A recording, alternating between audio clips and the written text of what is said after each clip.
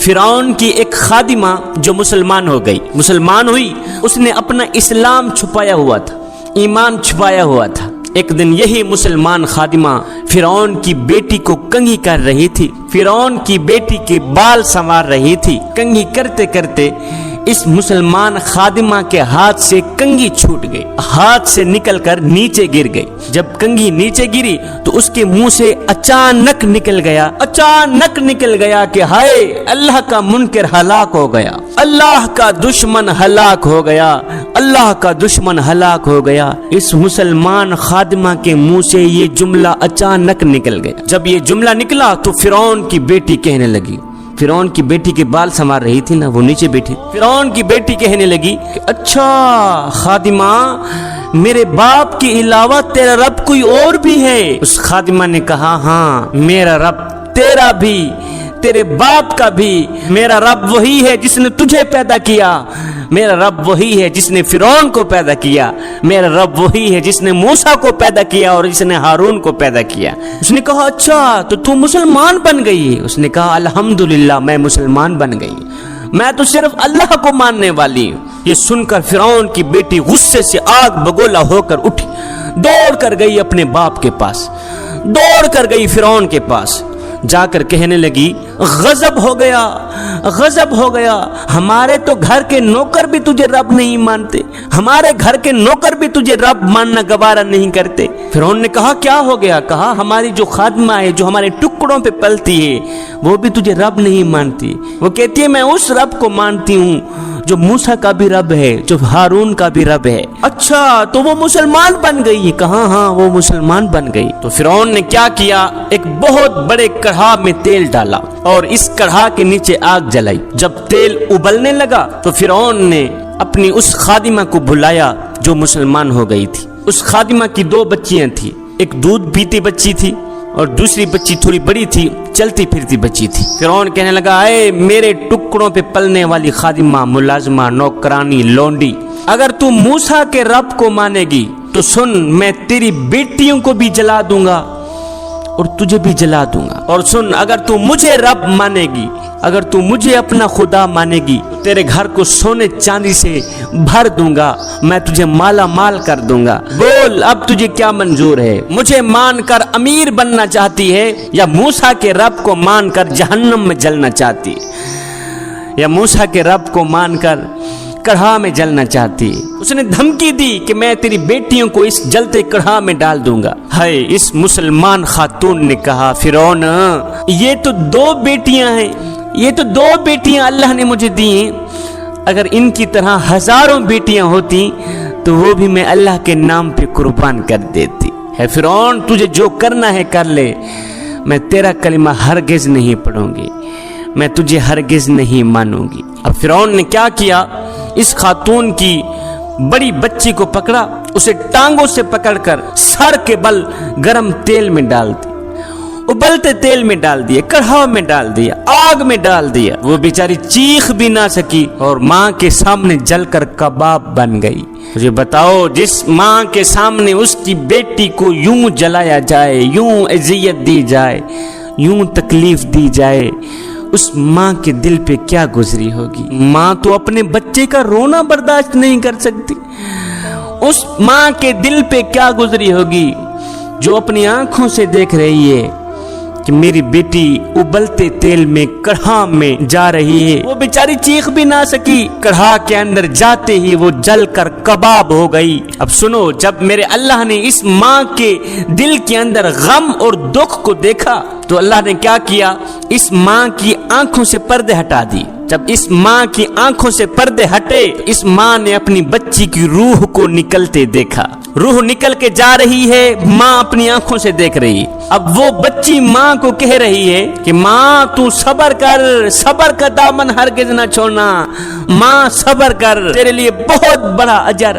اللہ نے تیار کر رکھا ہے، تھوڑا سا اور صبر کر لے، بس ہم اکٹھے ہونے والے ہیں۔ اب فرعون نے اس خاتون کی چھوٹی بچی کو پکڑا جو دودھ پیتی بچی تھی۔ اب اس معصوم بچی کو تو پتہ ہی نہیں کہ میرے ساتھ کیا ہونے والا ہے۔ اب فرعون نے اسے بھی، معصوم بچی کو بھی ٹانگوں سے پکڑ کر ابلتے تیل میں ڈال دیا، कड़कते कढ़ा में डाल दिया। हाय वो मासूम फूल, नरम और नाजुक गोश्त एक पल में जलकर कोयला बन गई, जलकर कबाब बन गई, पकोड़ा बन गई। दूसरी मर्तबा फिर से माँ की आंखों से पर्दा हटाया। माँ ने फिर दूसरी बच्ची की रूह को निकलता देखा। रूह निकल के जा रही थी और साथ में कह रही थी, माँ सब्र करो, सब्र करो, आगे तेरे लिए बहुत बड़ा अजर तैयार है।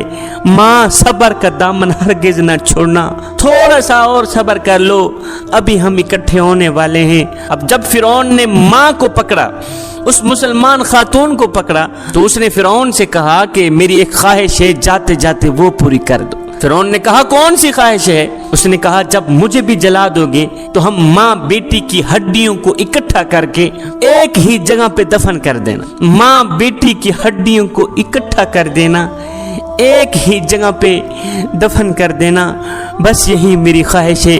खुदारा ये मेरी ख्वाहिश पूरी कर देना मेरे जाने के बाद। फिरौन ने कहा ये तुम्हारी ख्वाहिश हम जरूर पूरी करेंगे। फिरौन ने इस माँ को भी जला दिया, माँ को भी राख कर दिया। जब तीनों जलकर कबाब बन गईं तो इनकी हड्डियों को इकट्ठा करके एक जगह पे दफन कर दिया। इस वाक़े को देखकर हजरत आसिया मुसलमान हुई थी। फिरौन की बीवी जो थी हजरत आसिया, इस वाक़े को देखकर वो मुसलमान बन गई। अल्लाह ने हजरत आसिया के दिल में ये बात डाली कि कोई भी माँ अपने बच्चों को यूं कुर्बान नहीं कर सकती, हरगिज़ नहीं कर सकती जब तक हक सामने ना हो। एक बात और जो इस वाक़े का हिस्सा है वो ये है कि मेरे हुजूर अलैहिस्सलाम जब मेराज पर गए, जब मेरे हुजूर अलैहिस्सलाम बैतुल्लाह से बैतुल मुक़द्दस पर गए और जब वहां से आसमानों का उरूज हुआ तो नीचे से मेरे हुजूर अलैहिस्सलाम को जन्नत की खुशबू महसूस हुई, जन्नत की खुशबू महसूस हुई। फिर हुजूर अलैहिस्सलाम ने जिब्रील अलैहिस्सलाम से पूछा, जिब्रील बता तो सही ये जन्नत की खुशबू कहाँ से आ रही है? तो जिब्रील अलैहिस्सलाम अर्ज गुजार हुए, हुजूर फिरौन की बांदी, फिरौन की वो मुसलमान खादिमा जिसको उबलते तेल में डाला गया था, जिसकी दोनों मासूम बच्चियों को उबलते तेल में डाला गया था, फिरौन की वो खादमा अपनी बेटियों समेत जिस मट्टी में दफन है, ये खुशबू उसी मट्टी से आ रही है।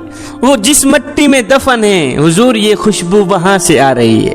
और उस वक़्त इनकी वफात को 2000 साल से भी ज्यादा अरसा गुजर चुका था, क्योंकि हजरत सैयदना मूसा अलैहिस्सलाम और हमारे नबी के दरमियान तकरीबन 2000 साल का फासला है। अब जब हजरत आसिया मुसलमान हो गई तो फिरौन बड़ा ही परेशान हुआ कि ये तो मेरे घर ही में इस्लाम दाखिल हो गया, ये तो मेरी हवेली में इस्लाम दाखिल हो गया।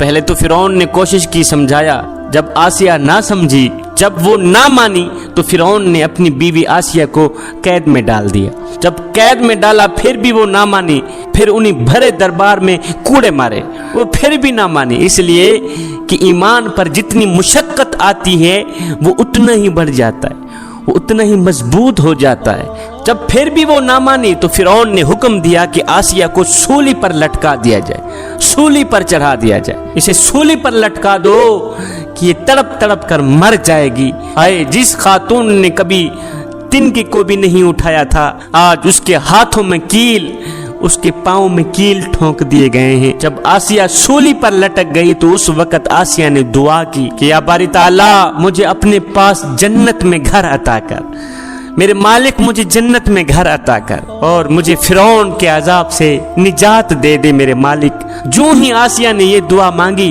तो अल्लाह ताला की रहमत की गैरत को जोश आया, मेरे मालिक की रहमत जोश में आ गई। मेरे मालिक ने फरमाया, फरिश्तों जन्नत के सारे दरवाजे खोल दो, जन्नत के सारे दरवाजे खोल दो और आसिया को दुनिया में ही जन्नत में इसका घर दिखा दो। अब फरिश्तों ने अर्श तक सारे दरवाजे खोल दिए। हजरत आसिया ने दुनिया में ही सूली पर लटके अपनी जन्नती घर को देखा। है जन्नत को देखकर तो आदमी वैसे ही जिंदा नहीं रह सकता। जब आसिया ने जन्नत में अपना घर देखा तो जोर से आसिया की हंसी निकली, जोर से आसिया मुस्कुराई और मुस्कुराती ही आसिया की जान निकल गई, रूह परवाज हो गई। जन्नत के शौक ने आसिया को पागल कर दिया। वो वाक़या उधर ख़त्म। अब जब हज़रत खदीजा रज़ियल्लाहु ताला अन्हा का इंतकाल हुआ, इंतकाल होने से कबल मेरे हुजूर अलैहिस्सलातु वस्सलाम ने हज़रत खुदैजतुल कुबरा को फरमाया कि जब तू जन्नत में जाए तो अपनी सोकन को मेरा सलाम कहना। जब तू जन्नत में जाएगी ना तो अपनी सोकन को मेरा सलाम कहना। हज़रत खदीजा कहने लगी कि मेरी सोकन कौन है हुजूर, मैं तो आपकी पहली बीवी हूँ, मेरी सोकन कौन है? तो मेरे हुजूर अलैहिस्सलाम ने फरमाया, खुदैजा, फिरौन की बीवी आसिया को अल्लाह ने जन्नत में मेरी बीवी बना दिया। फिरौन की बीवी आसिया को अल्लाह ने इतना मकाम दिया, इतनी शान अता की, इतना वकार दिया है, इतनी इज्जत दी है कि अल्लाह ताला ने उसे जन्नत में मेरी बीवी करार दे दिया है, बीवी बना दिया है।